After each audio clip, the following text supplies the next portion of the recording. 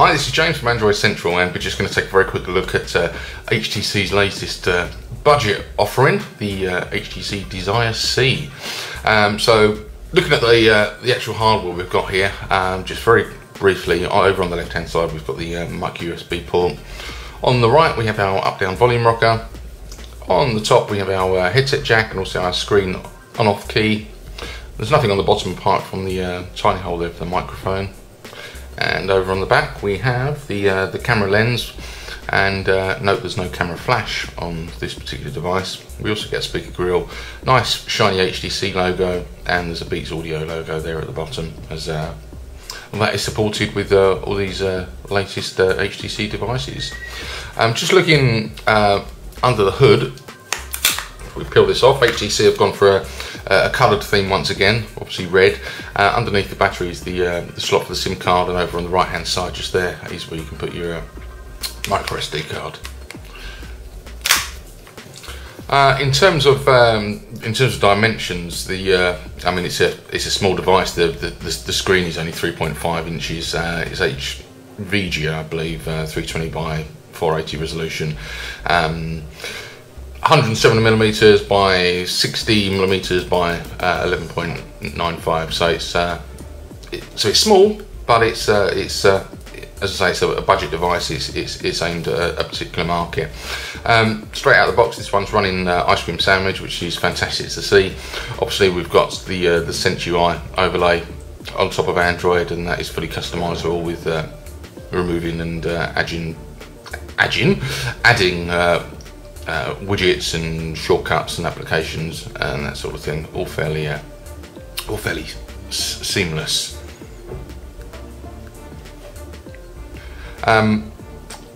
Let's dive into the menu and see what we get here. I mean, essentially what we see in terms of software here is more or less identical to what we've seen on the recent 1 series, so the 1X, the 1S and the 1V.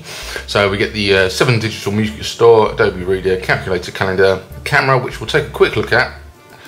As I say, it's not autofocus. This one is fixed focus. Just grab something to take a photograph of. We've got a zoom bar down at the bottom of the screen there, and then over on the right hand side we have our camera shutter key. We also have one for the video, and above that we have the option for effects, which is quite nice. There's not as many there as we've seen on some other devices, but they're there anyway. Over on the left we obviously get our shortcut into our settings, where we can adjust the video quality and the camera quality, and there's a further one there for a few other options. So not bad, not brilliant. What else do we get? Obviously we get the clock, we get Dropbox preloaded, Facebook, Flash Player, FM radio. We can't have an HTC device without FriendStream. Some people love it, some people don't. The gallery, Gmail of course, Google Plus of course, the HTC Hub that we get. The internet, we better have a quick look at that, as that's pretty important with any smartphone.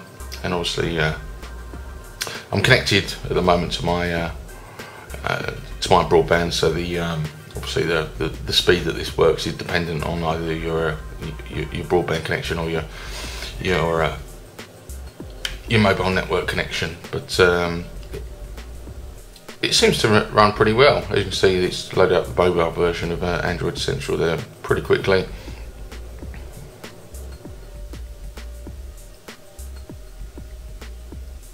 Not so quickly for this next post though. Typical. But obviously at the top right hand side we've got options.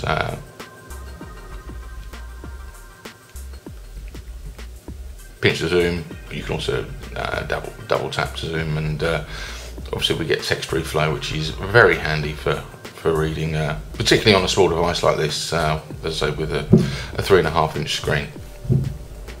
Back into the menu, we have latitude, mail, maps of course, messages, messenger, which is the Google Plus messenger, the music application, or navigation. We've got HTC's news and weather app there, and also their people one. Personalised, phone, not very exciting, but let's have a look at the phone. That's quite nice.